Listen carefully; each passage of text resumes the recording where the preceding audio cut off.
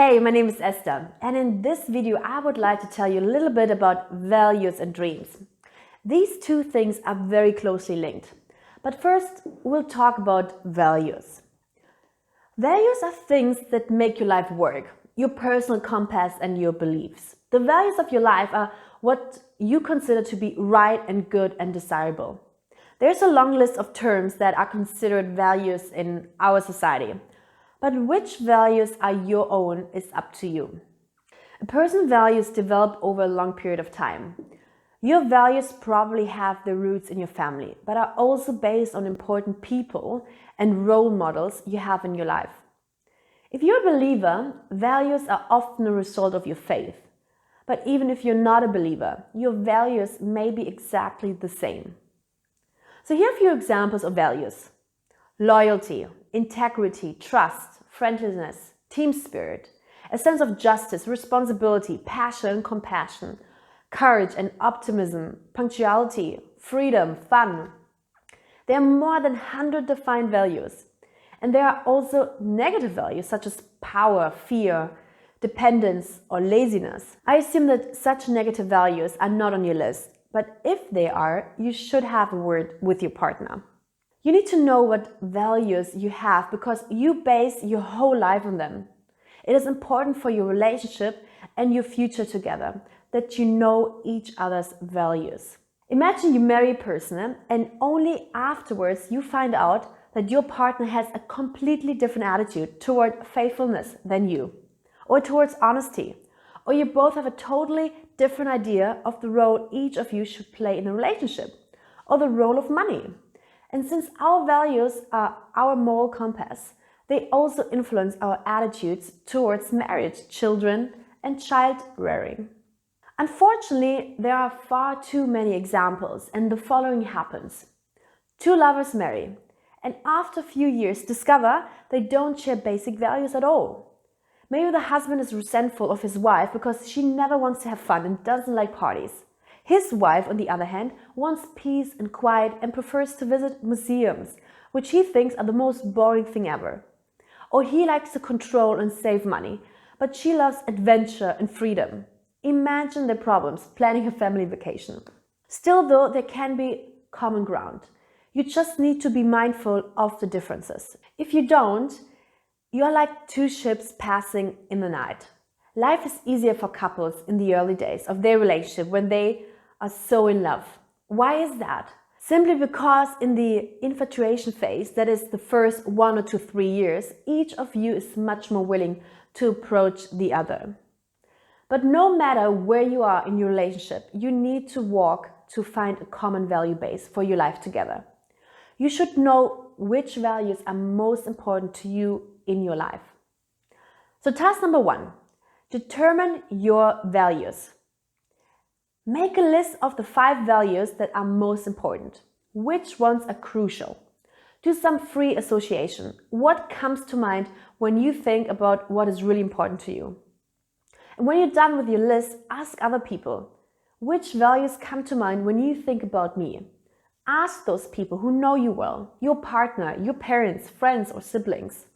The second task would be, what values does your partner have? It would be great if you could talk about them. Why are certain values important? Where did they come from? The third task would be, what should be the most important values in your relationship, your marriage, your family? Both of you should agree which value is supposed to be the most important one for your relationship. You could throw the dice and see where they fall. Or you could write a long list of possibilities and then sort them. Which ones should occupy the first 5 places? You should realize that it's difficult to step back and let someone else take the lead. When you start discussing values, it may be like that. You may have to take a step back. You can't let the voice and the opinion of one person drown out the other.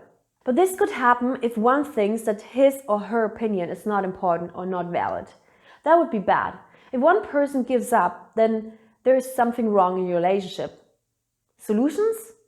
Talk. Talk and discuss, clarify. Don't stop talking. Let's talk about your dreams.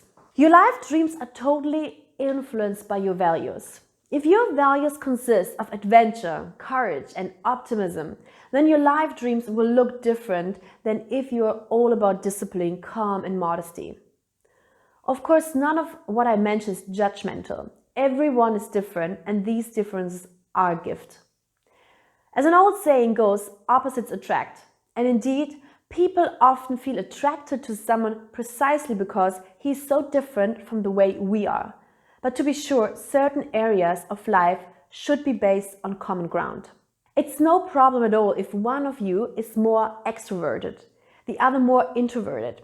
It is also completely okay if one partner is more sciencey than the other, or one is a language person and the other is a techie or an athlete. But it will be difficult if you both dream of totally different things. Like if one of you does not want children, the other wants to have a whole football team.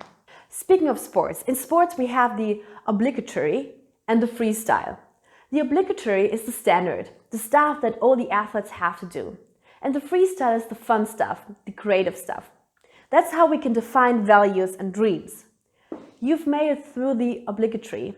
You've defined the values for yourself. And when you're absolutely sure, then you go over to the freestyle, to all of your dreams and hopes. What are they? There are two options here to discover what these dreams are. One is to ask, what would I do if time and money is not a constraint? Ask yourself and your partner these questions over a nice dinner. I find the answers absolutely fascinating. And after you discuss that, ask a second question, one that is a little longer term.